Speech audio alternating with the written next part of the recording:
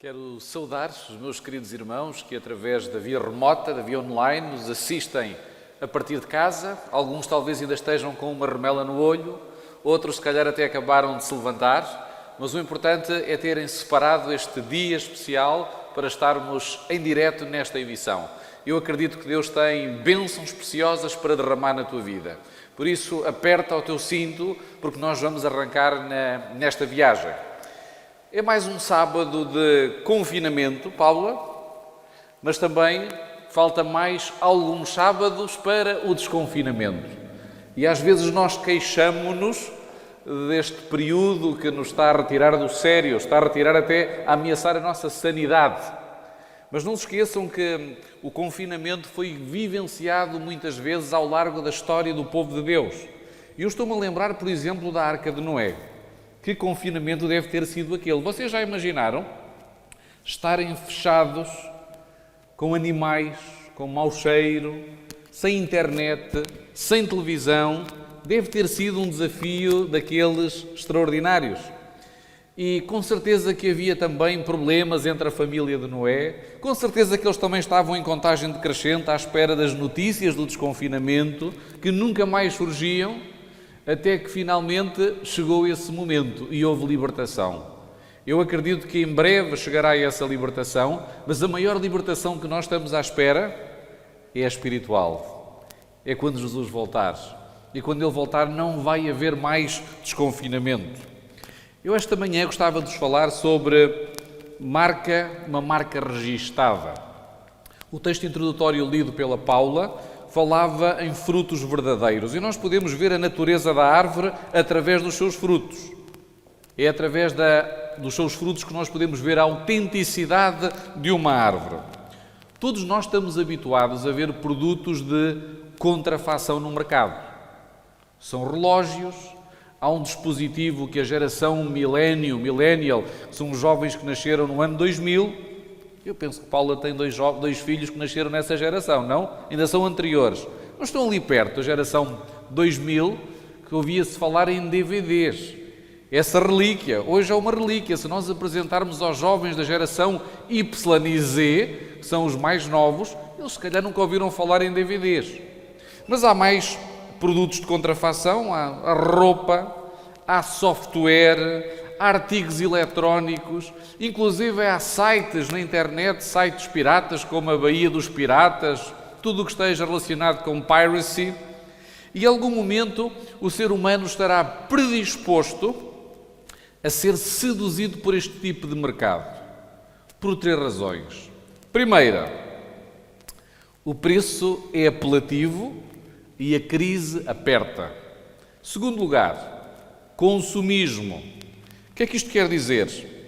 Consome porque o teu valor nesta sociedade é medido pelo carro que tu conduzes, pela roupa que tu vestes, pelo local onde tu passas férias, pelo valor que tu tens na tua conta bancária e não exatamente por aquilo que tu és. A sociedade ensina-nos a ter, mas a Bíblia convida-nos a ser. Terceira razão, relativismo. O relativismo convida-nos a dizer qualquer fim justifica o meio. E alguns alegam, como a vida foi injusta o suficiente e que não me permite ter o estatuto económico para alcançar marcas registadas, então qualquer recurso é válido, inclusive a contrafação e a pirataria. Esta atividade tem um impacto muito negativo na economia, porque representa 5 a 7% das trocas comerciais que acontecem no mercado global. Nós estaremos a falar de um volume de negócios de 500 milhões de euros. E isto produz depressão e produz desemprego. Inclusive, a Organização Mundial de Saúde calcula que 10% dos produtos farmacêuticos que circulam neste momento no mercado são contrafeitos. E muitos desses medicamentos têm princípios ativos duvidosos que representam um risco para a saúde pública, colocando em causa, levando até, por exemplo, até à morte. Estamos neste momento no período das vacinas, há um concurso mundial para ter acesso às vacinas e também já existe pirataria nas vacinas. Quase que já se pode comprar piratarias pelo OLX e outras plataformas idênticas. Só que as pessoas ignoram muitas vezes que conteúdo é que poderá estar dentro da vacina. E existem também metodologias próprias de conservar as vacinas a uma determinada temperatura. E poderão envenenar-se com a ânsia de procurar a contrafação mais barata. Mas a contrafação está presente também na área espiritual. Ela está presente em todas as áreas do nosso viver. Por exemplo, 2.000 milhões de cristãos, do qual nós fazemos parte, estão neste momento a aguardar a segunda vinda de Jesus Cristo. Os judeus aguardam neste momento também a primeira vinda do Messias. E agora eu vou abrir um parênteses. Alguns anos atrás, eu visitei com um grupo de jovens a Sinagoga de Lisboa. É um espaço culturalmente muito interessante e até nos abre os horizontes no intercurso com outras confissões e outras denominações. Nós entramos na sinagoga, os cavalheiros colocaram a sua kippá, portanto aquele objeto que os judeus põem na cabeça. Normalmente, quando há celebrações e sessões, as senhoras sobem até às galerias. Nós hoje chamamos uma discriminação de género, mas faz parte da cultura judaica. Mas é interessante que as galerias têm um excelente conforto. São mais confortáveis que os bancos lá na igreja. Por isso eles dão as melhores condições até às senhoras para estarem com os meninos. Mas naquele momento estávamos todos sentados e a guia dizia, de uma forma entusiasta, nós estamos à espera da vinda do Messias. E muitos dos jovens adventistas que lá estavam comigo diziam, nós também. Só que havia um erro. Nós não estamos à espera do mesmo Messias. Não estamos à espera do mesmo Messias. Os muçulmanos esperam um enviado de Allah. Os budistas esperam uma nova reencarnação de Buda. Os hindus esperam uma nova reencarnação de Krishna. Os cientologistas esperam uma invasão alienígena. E o ser humano, com as novas empreitadas no espaço, está à procura de vida inteligente. A nova era espera pelo Maitreya. O Maitreya é o Cristo cósmico. Na realidade, este é um termo avatar, que é o termo sânscritico em indiano para reencarnação. E eles afirmam, na realidade, que a mesma entidade revelou-se para as várias denominações. Eles dizem que este avatar foi Cristo para os cristãos, foi Buda para os budistas, foi Krishna para os hindus e assim sucessivamente. A Bíblia previu um falso e poderoso reavivamento antes do verdadeiro. Em breve, a Igreja assistirá ao último grande reavivamento antes da volta de Jesus. Mas antes que aconteça, virá o falso reavivamento. Nós não temos que ficar surpreendidos, porque fomos avisados. E são várias as experiências na Bíblia que mostram a utilização deste método para desvirtuar a verdade. A contrafação não é mentira em formato total. A contrafação é a verdade com pitadas de erro. E hoje em dia nós encontramos muitas propostas na sociedade, muitas ideologias, parecem legítimas, parecem interessantes, mas que no final terão o objetivo de nos enganar. Por isso, mais do que nunca, hoje é importante ter discernimento, porque a palavra do Senhor disse, se possível fora, enganariam até os escolhidos. No livro de Êxodo, no capítulo 7 e no versículo 8, nós encontramos os magos do faraó. Na corte, o faraó de Êxodo seria Amenhotep II. E eles realizavam vários sinais de ilusionismo. E estes sinais de ilusionismo tinham dois objetivos. Qual era o primeiro? Confundir Faraó, impedindo de discernir a voz de Deus no meio de muitas outras vozes. Nós hoje encontramos muita gente a gritar na sociedade, com vários slogans, vários motos, muitas propostas aliciantes e até nos parecem legítimas. Encontramos agendas verdes, encontramos agendas ecológicas, encontramos agendas que nos levam a uma pretensa unidade.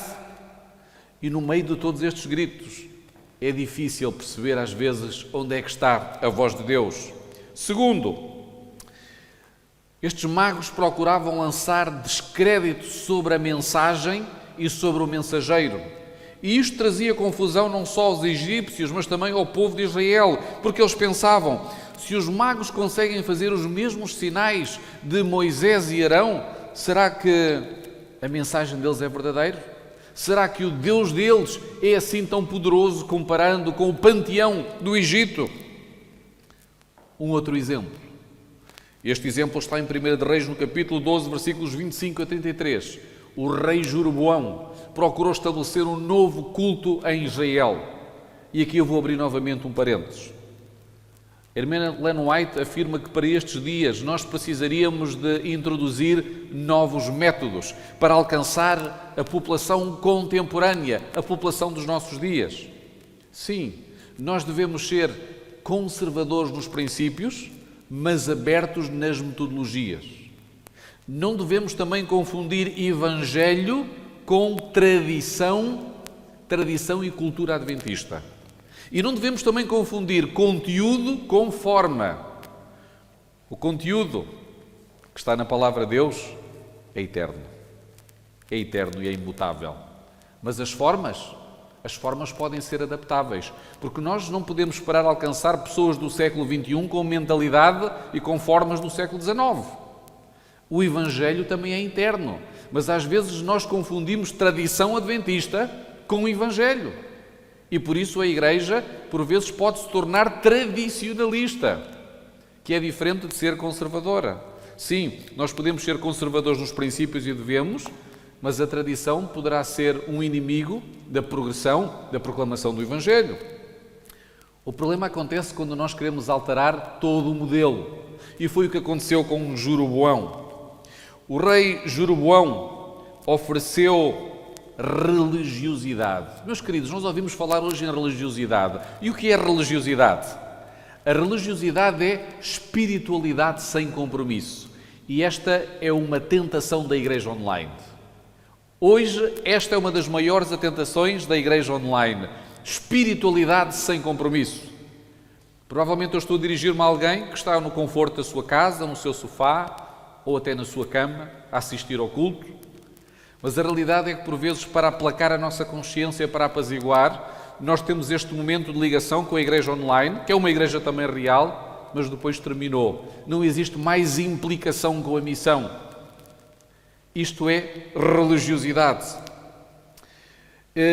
Eles alegavam, e hoje os seguidores de Jeroboão também alegam que nós podemos seguir a Deus através de uma religião menu, ou à la carte. Quando nós íamos, naqueles velhos tempos que íamos ao restaurante, pedíamos a carta, pedíamos o menu, e através do menu nós escolhíamos aquilo que nos interessava. E hoje há pessoas que estão a viver a religião desta forma. A religião menu, escolhem princípios que lhes interessa e que lhes faz sentido e que conseguem adequar, e aquilo que não lhes interessa ou que não faz sentido descartam. Esta é a religião menu dos nossos dias. Dizem que o importante é ter uma consciência religiosa, e isso é mais do que suficiente. Outro objetivo, dar credibilidade a um falso culto sobre a pretensa unidade.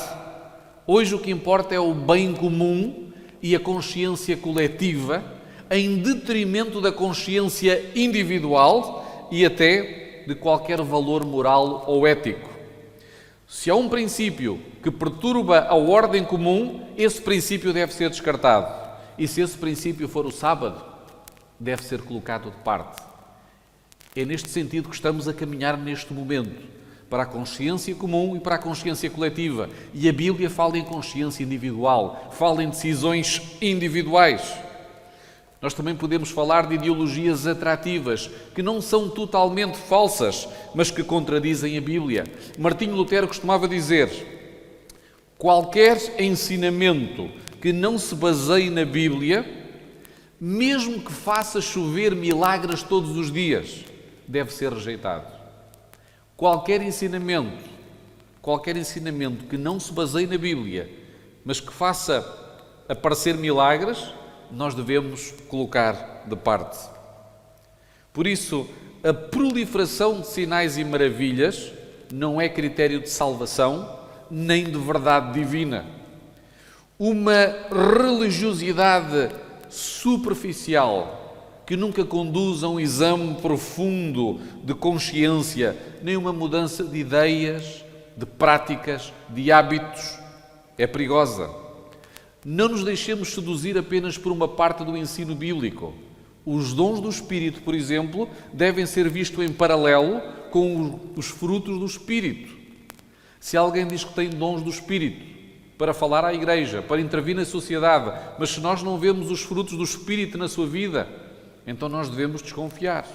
Devemos desconfiar dessa pessoa. E os frutos do Espírito são a paciência, são a longanimidade, são a temperança, é a perseverança, é a paz. Se a pessoa que diz que tem dons do Espírito, mas nós não vemos esses frutos na sua vida, então não há ali autenticidade, será uma contrafação. Existiriam mais elementos que nós poderíamos mencionar para aferir a contrafação religiosa e para chegar à conclusão do que é uma marca registada. A contrafação desculpa também a verdadeira condição pecaminosa do ser humano, preferindo antes aliviar sintomas do que tratar a origem do problema. Aqui há uns anos atrás, eu comecei a sentir uma comichão paralisante em todo o meu corpo. Os médicos diziam prurido, comichão. Eu fui consultar um alergologista e foi-me diagnosticado uma urticária. Só que aquele especialista e outros que eu consultei, nenhum deles conseguia perceber a origem do problema. Por isso, imediatamente, como posologia, prescreveram-me alguns antihistamínicos e outros medicamentos que funcionavam como um paliativo. Ou seja, quando iniciava a crise, porque era uma crise que me paralisava literalmente, eu tomava então aqueles comprimidos. Depois de ter consultado vários, houve um que me disse em especial, e por acaso era adventista, disse: Pastor Dário, hoje em dia nós cada vez estamos a assistir a problemas autoimunes, devido ao estilo de vida que nós temos no século XXI, nesta sociedade extremamente agitada.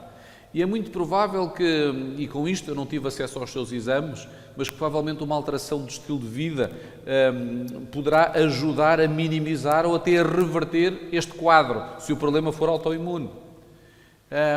Mas muitas vezes para mim era mais fácil tomar a pílula mágica do que tratar a origem.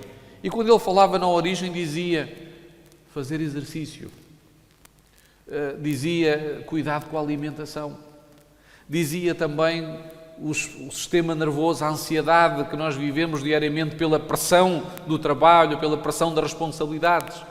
Temos que aprender a ter mais calma. Mas eu fui andando e era muito mais fácil agarrar um antihistamínico e ir tomando regularmente.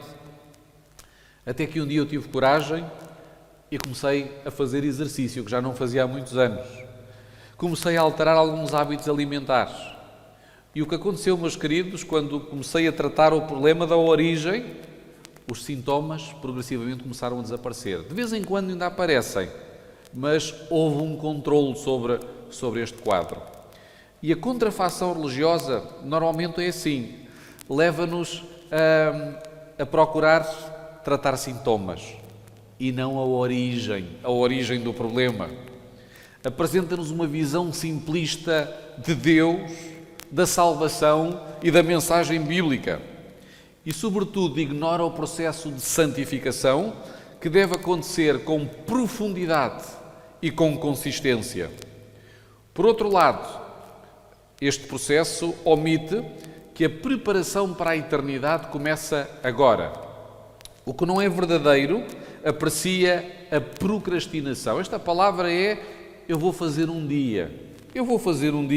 Ou então a pessoa até está consciente, eu quero mesmo mudar, mas eu não consigo. Deixem dizer-vos que o caráter não é tão somente construído nas crises, mas é revelado nas mesmas.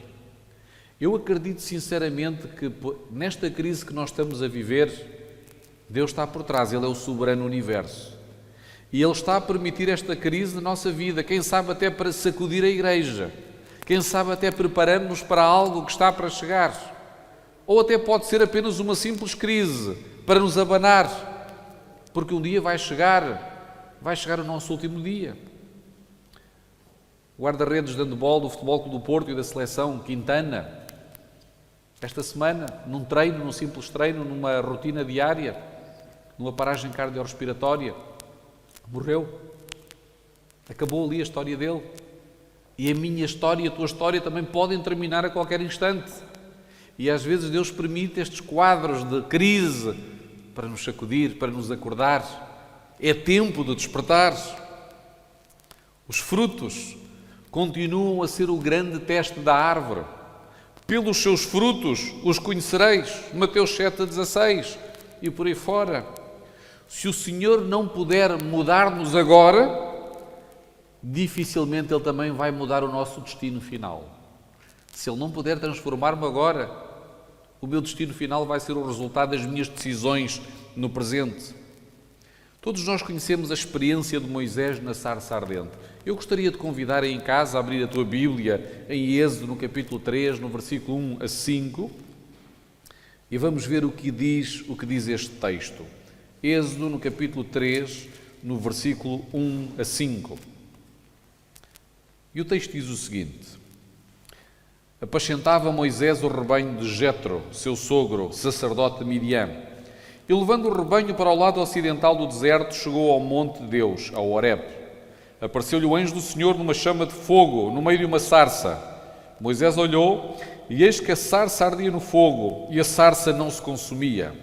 Então disse consigo mesmo: irei para lá, e verei essa grande maravilha, porque a sarça não se queima.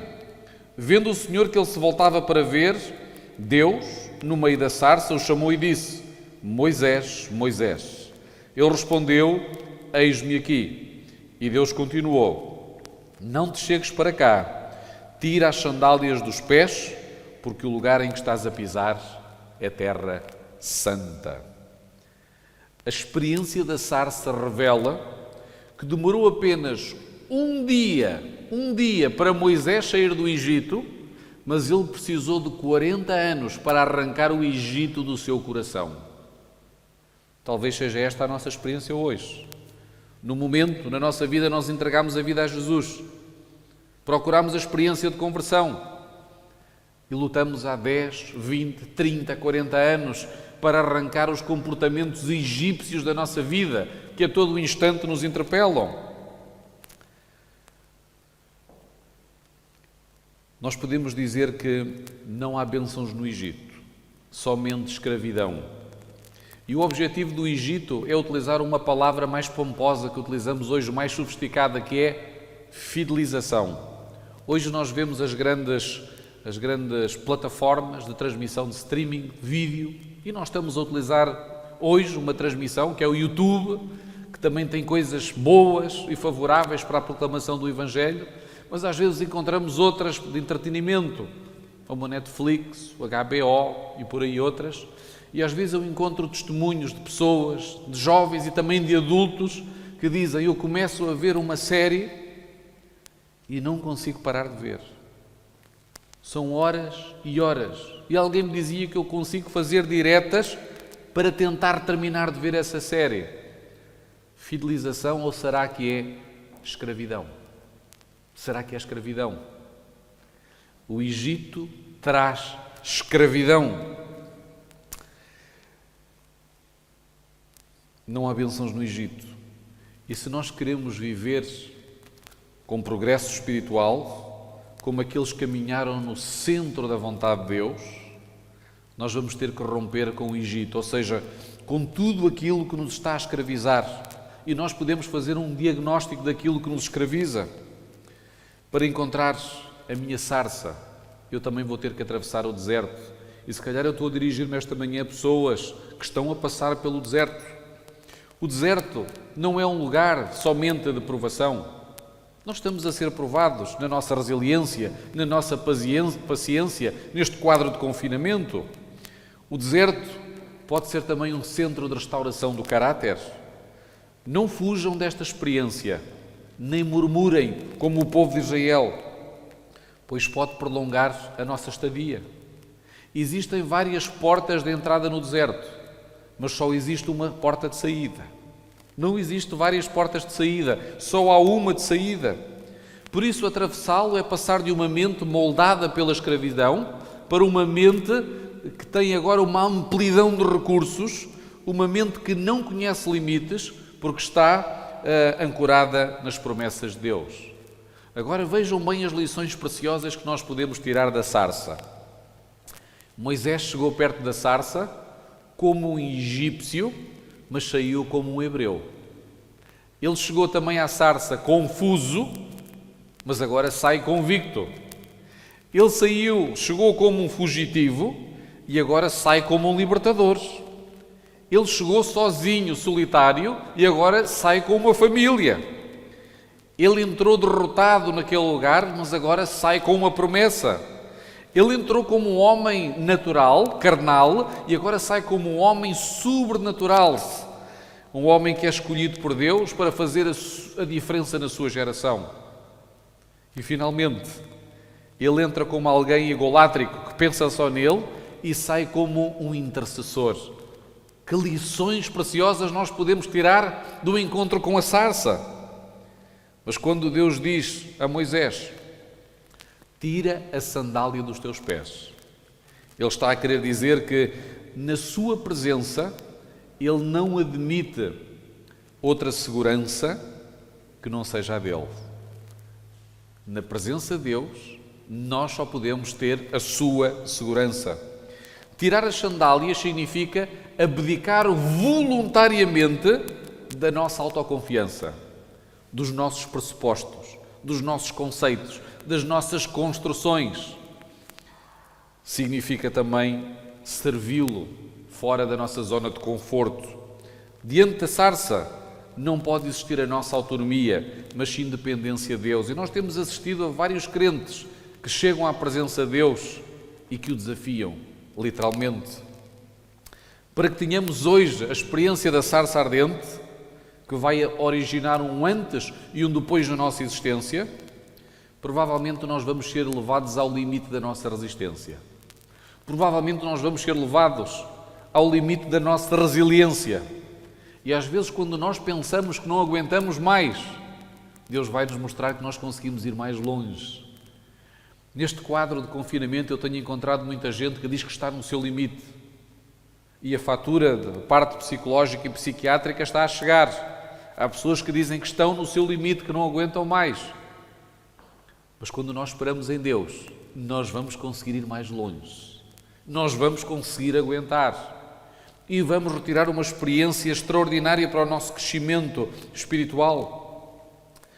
Mas finalmente vamos nos consciencializar que sozinhos nós não somos nada. Que sozinhos os nossos esforços são estéreis. E a visão da sarça ardente ressuscitou a vida espiritual de Moisés. Ele compreendeu que, da mesma forma que o fogo não dependia da árvore ou da acácia como elemento de combustão, Deus também não dependia dele para realizar a sua vontade. Deus não precisava de Moisés nem de Arão para libertar o povo de Israel. Não. Deus não precisa de mim para executar a sua vontade ou o seu reavivamento. Neste processo, o mais importante não é saber quem és tu ou quem sou eu. Neste processo, o importante é saber quem é Deus. E eu pergunto, tu sabes quem é Deus? Tu sabes verdadeiramente quem é Deus na tua vida? Esta é a experiência que Deus nos está a propor esta manhã. Trata-se da renovação da nossa mente, dos nossos pensamentos, da nossa disposição interior. Trata-se de anular o poder do pecado na nossa vida, da escravidão. E isto Ele vai fazê-lo substituindo pelo poder do Espírito Santo. Cria uma nova vida de obediência à vontade de Deus. Nós falamos muito na igreja de reavivamento e reforma. O que é que significam estes dois conceitos? Reavivamento é a ressurreição da vida espiritual.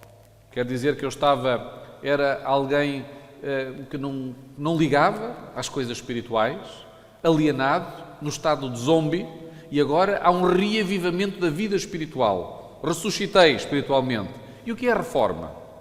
A reforma é a mudança de práticas, de hábitos e de pensamentos. É a parte prática. E estas duas dimensões têm que ser vividas paralelamente, não podem ser vivenciadas de forma separada, porque se assim acontecer nós vamos ter um desequilíbrio. E nós hoje temos igrejas que dão apenas o foco no reavivamento. E quando as igrejas dão só o foco no reavivamento, na parte emocional, na parte das emoções, nós encontramos a religiosidade, que é a espiritualidade sem compromisso. E quando o nosso foco é apenas na reforma, nós vamos encontrar o legalismo. Por isso nós não podemos viver uma dimensão sem a outra. O reavivamento tem que ser vivenciado ao lado da reforma. Reavivamento e reforma. O verdadeiro reavivamento vem do alto, não da nossa justiça própria. Penetra o nosso interior e dirige a nossa vida para cima, para Deus, para aquilo que Ele quer fazer em nós e através de nós.